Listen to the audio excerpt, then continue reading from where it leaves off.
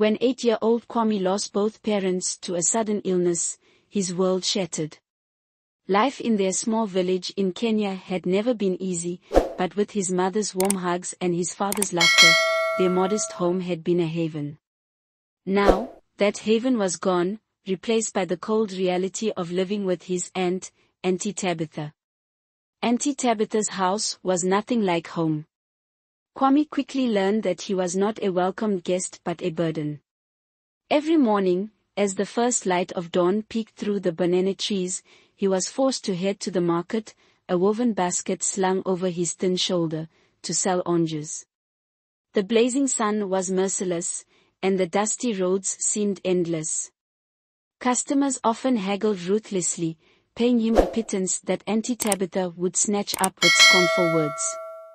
"You're useless, just like your parents," she would sneer, her words cutting deeper than the belts she often used on him. Meals were scarce, and Kwame's small frame grew thinner with each passing day. The only solace he found was in the quiet, overgrown cemetery on the edge of the village. Every Sunday, after his chores, Kwame would sneak away to visit his mother's grave.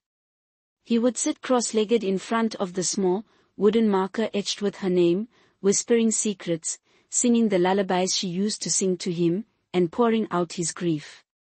It was the only place where he felt truly safe, as if her spirit still wrapped him in a protective embrace.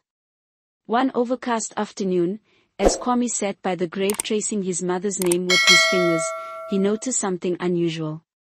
A figure, cloaked in a flowing kitenge, stood a few graves away. The stranger's head was bowed, and their hands were clasped in silent prayer. Despite the vibrant fabric, there was an aura of mystery around them. Curiosity got the better of him.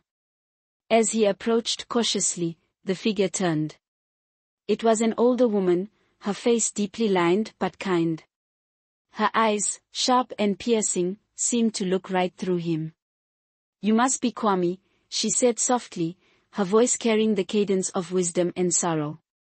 Startled, he stumbled back. How do you know my name?" he stammered. The woman smiled faintly and gestured for him to sit. "I knew your mother. She was a good woman, full of light. She would often speak of you." Kwame's heart ached at the mention of his mother. "I miss her so much," he whispered, tears welling in his eyes. The woman reached into her bag and pulled out a small, intricately carved wooden box. "Your mother left this for you. She asked me to keep it safe until the time was right." With trembling hands, Kwame opened the box. Inside was a delicate bracelet made of colorful beads, a small bundle of dried herbs, and a folded letter. He unfolded the paper, his mother's familiar handwriting making his heart race. "My dearest Kwame, if you are reading this, it means I am no longer by your side. I am sorry for leaving you so soon, my love. This bracelet carries the blessings of our ancestors, and the herbs are for strength and protection. Always remember, you are never alone.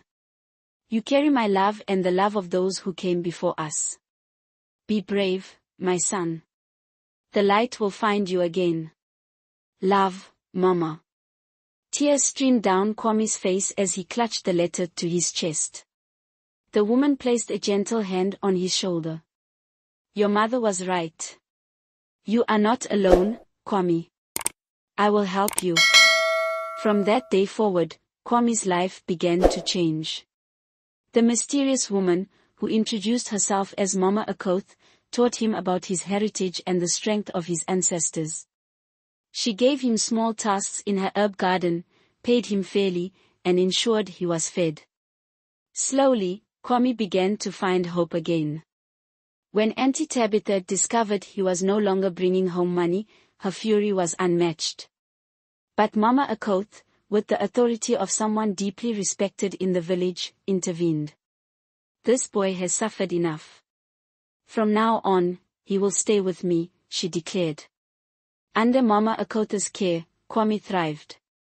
He attended school, learned the stories of his people, and grew stronger each day. The bracelet never left his wrist, a constant reminder of his mother's love and the resilience she had instilled in him. Years later, as Kwame stood in the same cemetery, now a young man with dreams and ambitions, he placed flowers on his mother's grave. "Thank you, Mama," he said, his voice steady. "You were right. The light found me again."